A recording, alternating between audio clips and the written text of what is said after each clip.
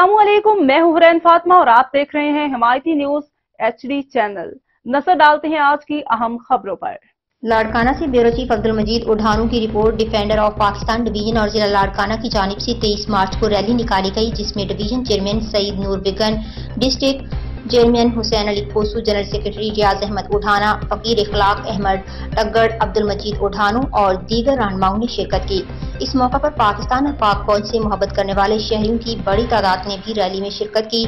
पाकिस्तान और पाक फौज के हक में जबरदस्त नारे लगाए गए।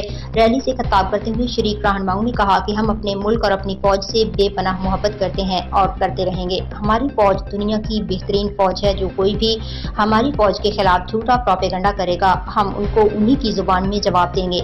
याद रहे कि हम पाकिस्तान की सालमियत और खुशहाली के लिए अपनी जान तक कुर्बान करने को तैयार हैं। पाकिस्तान का मतलब क्या?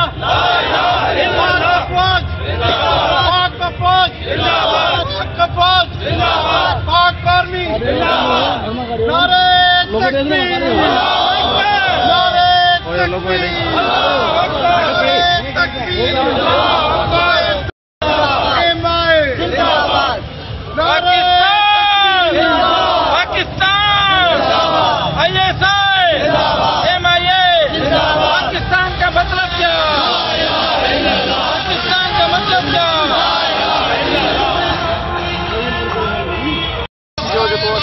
रैली कढी आहे। असां पंहिंजे प्यारे पाकिस्तान की फौज जे लाइ कढी आहे।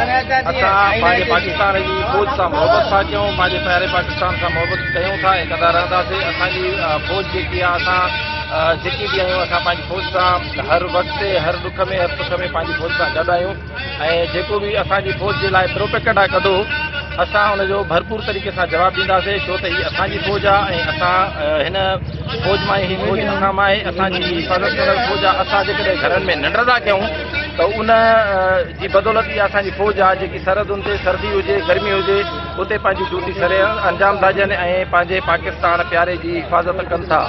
असां हर घड़ीअ में हर दुख में हर सुख में पंहिंजी फौज सां गॾु आहियूं ऐं शाना बशाना इंशा अल्लाह ताला गॾु रहंदासीं, गॾु आहियूं। 23 मार्च 1947 में पाकिस्तान ठहण जी करारदाद पास थी, जेका अॼु असां पाकिस्तान पंहिंजे आज़ाद मुल्क में वेठा आहियूं। हिन वक़्तु असांजो पाकिस्तान अल्लाह ताला जी महिरबानी सां अफ़वाज पाकिस्तान जी बदौलत मज़बूत में मज़बूत आहे। असांजी पंहिंजी पाक आर्मी ते फ़ख्रु आहे, नाज़ आहे। दुनिया में उहा तव्हां मुल्क ॾिसो जिते पंहिंजूं फ़ौजूं न आहिनि। असांजी फ़ौज जेका आहे, पाकिस्तान जी फ़ौज जेका आहे, दुनिया में पहिरें नंबर ते आहे ऐं अल्लाह ताला असांजी फ़ौज खे अञा बि ताक़त में ताक़तवर बनाईंदो ऐं असां इंशाअल्लाह इहा दुआऊं आहियूं जेको असां निंड कयूं था सरहद ते चौकस करे थी पई इहो असांजो पहले पाक फौज के हवाले से जेको ग़लति जेके प्रोपेगेंडा कर रहियूं आहिनि उन्हनि खे असां मुंहुं तोड़ जवाब ॾेई रहिया आहियूं त पाक आर्मी हमेशह वतन जो दिफ़ा कयो आहे। जेके बॉर्डरनि ते शहादतूं ॾेई रहिया आहिनि उन्हनि जे हवाले सां उन्हनि जे दिफ़ा में अॼु असां हीअ रैली कढी आहे। इंशाअल्लाह सदाईं असां पाक आर्मीअ जे शाना बशाना गॾु रहिया आहियूं ऐं इंशाअल्लाह रहंदासीं। पाक आर्मी जिंदाबाद, पाकिस्तान जिंदाबाद। मुल्क दुश्मन अनासर जेके असांजे पाकिस्तान अफ़वाह जेके ऐं असांजे मुल्क वतन पाकिस्तान खे कमज़ोर सम्झी रहिया आहिनि, दरअसल असां उन्हनि खे ॿुधाइण था चाहियूं त असां कमज़ोर न आहियूं। असां जेके बि क़ौमूं रहूं था असां हिकु आहियूं ऐं मुतहद आहियूं ऐं जेके बि पाकिस्तान जा मुल्क दुश्मन अनासर आहिनि उन्हनि खे असांजी ISI, असांजी IMI ऐं जेके बि असांजा एजेंसियूं आहिनि उन्हनि खे भरपूर जवाब ॾियण जी सलाह रखनि थियूं ऐं उनखां अलावा जेके बि असांजे पाकिस्तान में असांजे वॾनि बुज़ुर्गनि क़ुर्बानियूं ॾिनियूं आहिनि असां उन्हनि जे नक्शे क़दम ते हली रहिया आहियूं ऐं असां पंहिंजे पाक अफ़वाज जे शाना बशाना उन्हनि सां गॾु आहियूं।